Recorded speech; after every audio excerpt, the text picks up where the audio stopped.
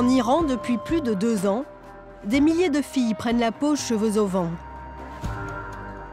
Le temps d'une photo, elles enlèvent leur voile, quelques secondes, pas plus, puis postent pour l'éternité sur Internet cet acte de résistance. Porter le voile doit être un choix personnel. Grâce à des logiciels qui contournent la censure, j'ai pu approcher ces filles qui se révoltent à la dérobée. Elles symbolisent l'Iran interlope, l'Iran caché, l'Iran des jeunes en mal de liberté, celui que l'on ne voit jamais. Les autorités ont interdit aux femmes de faire du vélo. Mais c'est notre droit et on ne va pas l'abandonner. Merci. En Iran, les journalistes occidentaux sont perçus comme un danger pour le régime. Je pars donc sans visa presse, accompagné d'un confrère qui me servira de mari. Notre matériel de travail se réduit au strict minimum. Une caméra bas de gamme pour jouer les touristes et un téléphone portable. Si les autorités découvrent que nous réalisons un reportage, nous risquons la prison. Direction Téhéran, la capitale de la République islamique d'Iran. Mesdames et messieurs, nous allons commencer notre descente sur l'aéroport Imam Khomeini. À l'approche de l'atterrissage, les femmes sont tenues de se voiler. Arrivés à l'aéroport, nous passons sans encombre. L'accueil est même chaleureux et le chauffeur de taxi se veut rassurant. Les Iraniens adorent les Américains, et les Européens aussi. J'ai entendu dire que les Iraniens, ils adoraient danser. Oui, on adore danser. On aime beaucoup danser en Iran. Et vous avez le droit de danser dehors? Non, on ne peut pas danser en public. À l'extérieur, c'est interdit. En fait, depuis l'arrivée des religieux au pouvoir en 1979, c'est simple, rien n'est permis en Iran. Surtout ce qui pourrait rappeler l'Occident. Mais ici, point de printemps perse. Les révolutions ne se font plus à corps et à cri dans la rue, mais à l'abri des regards, dans les salons. Ça n'a l'air de rien, mais c'est déjà très risqué. Nous avons rendez-vous avec Sadaf, rencontré quelques semaines plus tôt sur Internet. Sur le chemin, première surprise. Nous voyons au loin des jeunes filles en train de se faire prendre en photo sans voile par des garçons, un double interdit. Nous nous approchons et demandons si nous aussi nous pouvons prendre des photos. Est-ce que l'on peut faire des vidéos ou des photos? Filmer non, mais des photos oui. Pourquoi pas? Ok. Les filles, la photo, avec ou sans voile? Sans voile, c'est mieux. Vous n'avez pas peur sans voile? Non, on n'a pas peur. Un même pas peur qui va être de courte durée. Quelques minutes plus tard, les filles s'éloignent et les garçons mettent fin à cette entrevue. Ok. Faut arrêter de filmer. Arrête de filmer. Allez les filles, on s'en va.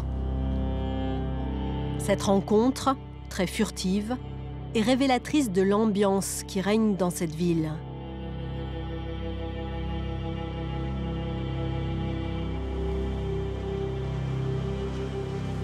Les jeunes sont méfiants et vigilants.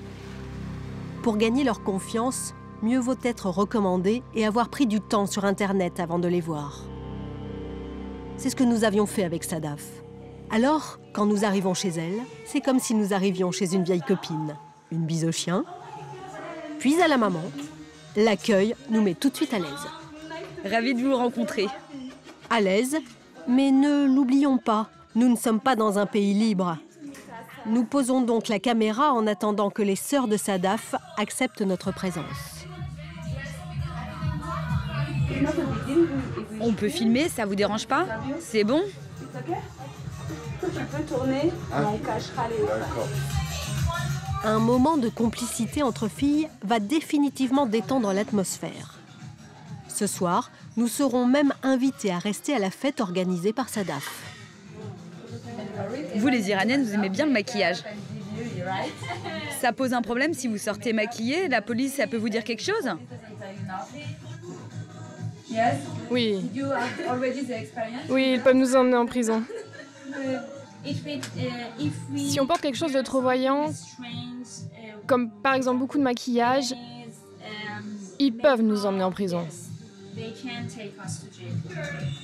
Il est 20h, les convives arrivent. La fête commence comme n'importe quelle fête au monde. Alcool, musique, danse, des hommes et des femmes qui s'amusent ensemble. Pour nous, ces scènes sont d'une grande banalité.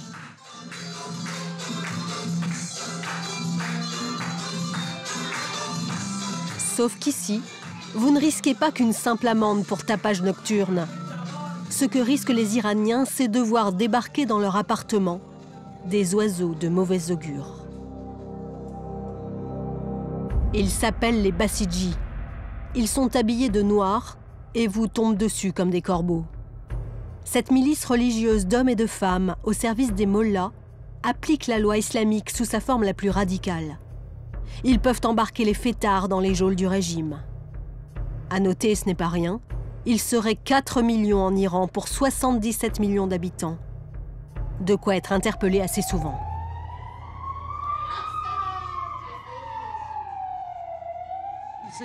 Mais vous n'avez pas peur de faire la fête? Tu sais, oui. D'ailleurs, il y a 2 heures, un ami m'a appelé. Il m'a dit de faire attention avec ça. Parce que la nuit dernière, lors d'une soirée, la police a arrêté des gens. Mais pour nous, tu sais, c'est quelque chose de normal. Si on ne peut pas s'amuser, on ne peut pas vivre ici. Donc on doit prendre ce risque. Tu peux pas aller en discothèque ou dans des bars?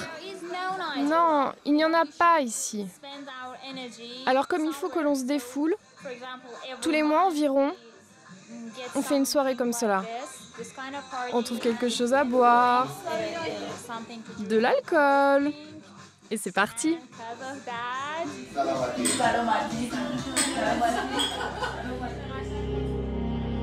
Sadaf n'a jamais été arrêtée lors d'une fête. Mais il y a quelques mois, une Iranienne d'une 20aine d'années n'a pas eu cette chance. Voici son dos, après une journée passée chez les Bassidji et 80 coups de fouet. Son histoire a fait le tour du monde, car elle a osé poster ses photos sur Internet. D'autres femmes feront de même après. Nous l'appellerons Mina. Nous sommes le seul média à qui elle a bien voulu parler. Par Skype, nous la filmons de façon à ce qu'elle ne soit pas reconnue.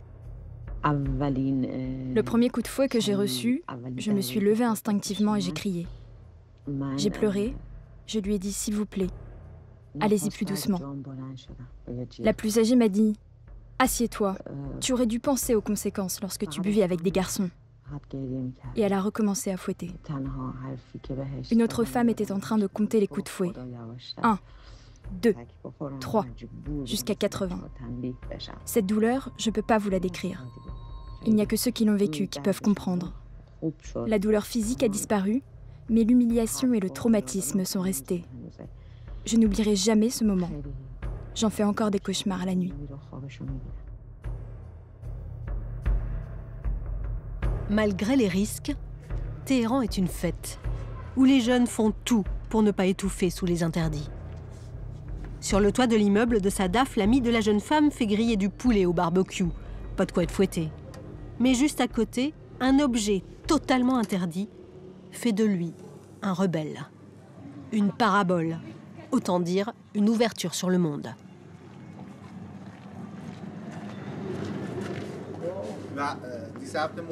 Ça, c'est le moteur. Pour aller de gauche à droite. Tu vas en Turquie, en Iran, tu vas en Europe. Europe, Turquie, Iran, Afghanistan. Tous les pays. Partout dans le monde. Oui. Oui. Depuis mon salon, avec ma télécommande, je peux aller partout grâce au satellite. Mais les Bassidji, ils aiment pas trop ça. Non, les Bassidji n'aiment pas ça. Ils viennent et ils détruisent les antennes. Ils les détruisent? Oui, ils les détruisent et les jettent depuis le toit. Des destructions massives de paraboles. Il faut dire qu'avec leurs antennes satellites, les récalcitrants au régime ont accès aux chaînes d'opposition qui émettent depuis l'étranger, en farsi, la langue perse et diffuse cette pop culture mondialisée qui forcément ne ménage pas les valeurs des mollahs.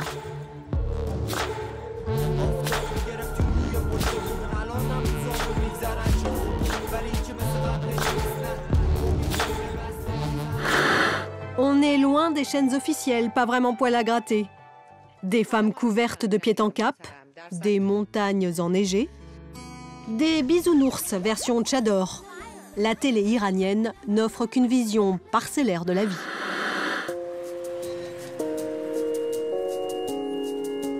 Mais la vie, la jeunesse iranienne veut la mordre à pleines dents. Vers 1 h du matin, Sadaf veut sortir de son appartement. Elle veut prendre l'air. Et surtout nous faire découvrir la dernière astuce à la mode de la jeunesse iranienne pour s'amuser malgré les carcans. Nous mettons nos voiles. Sadaf et sa sœur ont l'humeur badine et me taquinent gentiment. Regarde comment elle a mis son voile. C'est pas bien? On dirait la coupole d'une mosquée. C'est comme... Je sais pas comment lui traduire. C'est comme une montagne sur ta tête.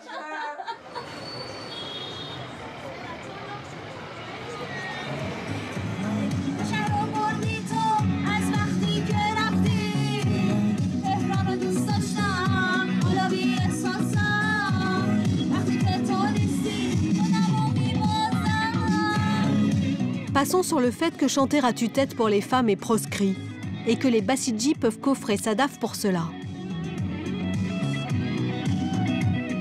Passons aussi sur le fait que ce chien représente malgré lui la décadence occidentale. Si les Bassidji et la police le voient, ils peuvent l'embarquer puis le tuer. Il y a des policiers. Je cache le chien, car s'ils voient le chien, ils vont tous nous arrêter.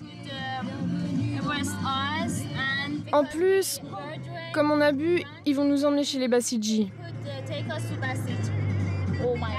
Les Bassidji? Prions que non! L'ambiance, pour moi française, est surréaliste. L'irréalité de la situation va encore monter d'un cran quand tout d'un coup, la sœur de Sadaf prononce un drôle de mot comme un signal de départ. Dordol! Dordol.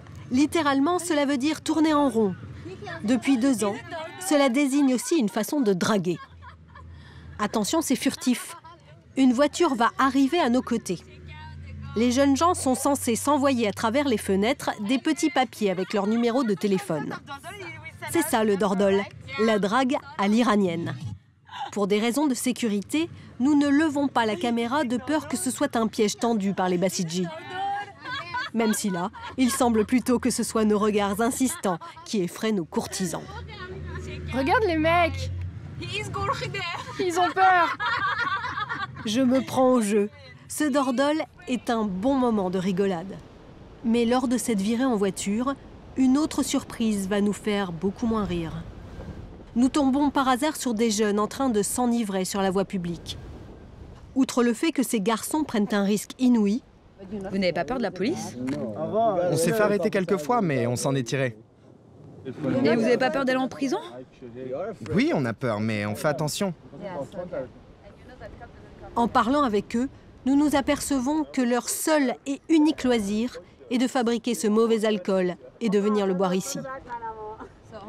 Et vous la trouvez où, votre bière? On l'a fait nous-mêmes. La boisson, ces jeunes n'ont pas trouvé d'autre solution pour briser leur chaîne et s'évader. Vous savez, on a plein de rêves qu'on n'atteindra jamais. Il y a trop de limites ici. Selon l'OMS, l'Organisation mondiale de la santé, si peu d'Iraniens boivent de l'alcool, moins de 3% de la population, en revanche, ceux qui boivent ne le font pas avec modération. Loin de là. 24,8 litres par personne et par an, 2 fois plus qu'un Français. De quoi susciter des vocations, dealer d'alcool, un métier qui rapporte gros dans la capitale iranienne. Nous en avons contacté un afin de l'interviewer. Le rendez-vous est pris, mais à la dernière minute, il nous appelle. Allô? Allô? D'accord, ok, je comprends. Rappelez-moi dans 2 minutes. Le mec, il veut pas monter en haut. Pourquoi? Il est pas à l'aise. Il peut pas monter ici. Non. Le téléphone au cas où il t'appelle? Le téléphone au cas où il t'appelle? J'ai les clés, donc vous toquez. Le dealer est en bas de notre logement. Il ne veut plus monter. Mon mari descend pour comprendre. En tant que femme, je ne peux pas y aller. C'est trop dangereux en Iran à cause de la police. Tu me fais pas confiance? Ce n'est pas une question de confiance, c'est une question de sécurité. D'accord, je comprends. En effet, si les buveurs d'alcool risquent la prison, pour les dealers, c'est directement la pendaison. Nous faisons une nouvelle tentative avec un franco-iranien rencontré lors d'une autre fête underground où nous a amené Sadaf. Comme tous les jeunes insoumis ici, il a son dealer personnel. Il l'appelle devant nous. Allô? Désolé de te déranger, mec. Je suis l'ami de Makil. Tu peux me préparer 3 bouteilles de vodka? Je t'envoie l'adresse par SMS. 100 € les 3 bouteilles de contrebande importées depuis l'Irak voisin. 1/3 du salaire moyen iranien. Il y a 335 000. On va chercher la bouteille. La prohibition, c'est connu, ne stoppe jamais la consommation. Elle fait juste s'envoler les prix.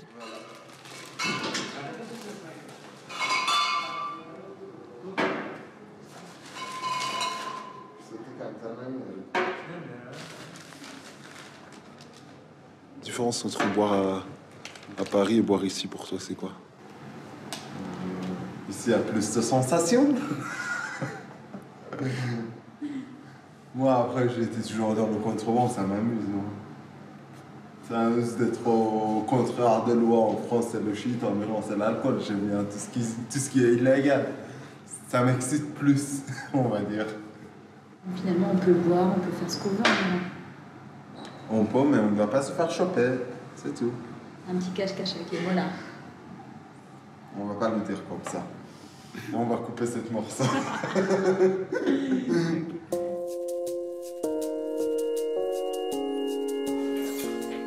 Retour chez Sadaf. La jeune fille appartient à la classe moyenne. Elle peut donc de temps en temps s'acheter un peu d'alcool et quelques belles robes. Mais cela ne lui suffit plus.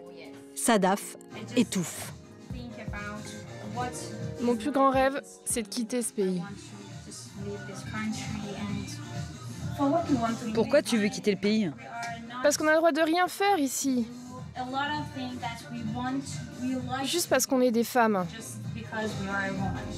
Sadaf n'a plus la patience d'attendre d'éventuels changements en Iran. Elle nous annonce qu'en fait sa décision est prise. Elle va bientôt quitter son pays, sa mère et ses sœurs. Elle a économisé 15 000 € pour cela. Dans une semaine, elle partira en Malaisie, un des seuls pays avec la Turquie ou encore le Liban où les Iraniens peuvent partir sans visa. L'exil, un choix pour la jeune femme. Mais ce choix, d'autres ne l'ont pas. Les homosexuels. Pour eux, partir à l'étranger est une question de survie. Rester au pays peut signer leur arrêt de mort. Pendant notre tournage, près de 60 personnes ont été pendues. D'après Amnesty International, il y aurait près de 1000 exécutions par an en Iran, dont 15% pour sodomie.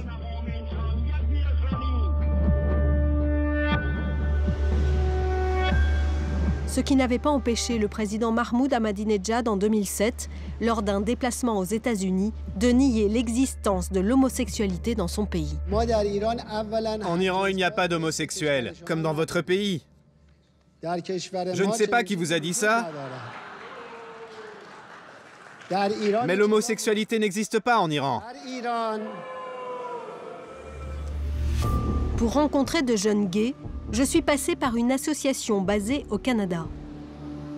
Le rendez-vous est pris avec Hassan et Kazem dans un café. Ils ont 20 ans tous les deux. Nous parlons tout de suite sécurité. Mon copain me dit que pour des raisons de sécurité, nous ne devons pas rester plus d'un quart d'heure sur un même lieu quand on est dehors. Parce que ça peut être dangereux. Mais si quelqu'un nous attrape, on dira qu'on est une bande d'amis. La grande détresse des homosexuels en Iran, c'est qu'ils sont parfois rejetés par leur famille. Le plus souvent, ils se retrouvent à la rue et doivent se prostituer pour survivre. Hassan et Kazem nous amènent dans un parc connu pour ça, en plein cœur de Téhéran. Des hommes d'âge mûr attendent. Nous pourrions être dans n'importe quel parc sordide du monde. Hors de question de faire une interview ici. Nous décidons d'aller nous poser dans un endroit sûr. Que ressentez-vous en tant qu'homosexuel en Iran? Je me sens comme un criminel. Moi, j'ai de la chance car ma famille me supporte. Mais pour Kazem et la plupart des gays ici, c'est plus difficile car ils ont des familles traditionnelles qui ne les acceptent pas. Ils les mettent dehors, ils peuvent même les tuer. Ils ont le droit. Les pères ont le droit de tuer leurs fils s'ils sont homosexuels. Et ils ne seront pas condamnés pour ça. C'est leur droit. Tu connais des homosexuels qui ont été en prison? Je connais des gens qui ont été en prison parce qu'ils sont gays. Ils ont même été violés. Ici, en tant qu'homosexuel, tu ne peux pas étudier, tu ne peux pas travailler ou avoir une maison. Donc c'est pour ça qu'on veut partir. Aujourd'hui, le couple met tout en œuvre pour quitter l'Iran. Les deux hommes espèrent aller en Turquie. Ils attendent encore que Kazem soit réformé du service militaire. Pour Sadaf, c'est le jour du départ. Elle est excitée comme une gamine. Je vais pouvoir jeter ce fichu foulard à la poubelle.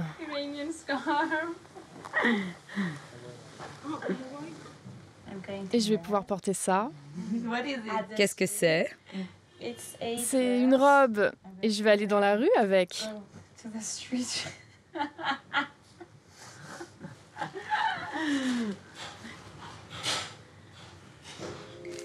Tout à l'heure, elle partira pour 2 ans comme étudiante à Kuala Lumpur. Le temps d'essayer de trouver un autre pays d'accueil, en Europe ou en Amérique du Nord. Je vais pouvoir être une vraie femme et pas faire semblant d'en être une. Je vais pouvoir être moi-même. Il est cher le prix à payer pour être libre. Mais Sadaf est sûre d'elle. Elle veut être heureuse, happy comme dit la célèbre chanson de Pharrell Williams.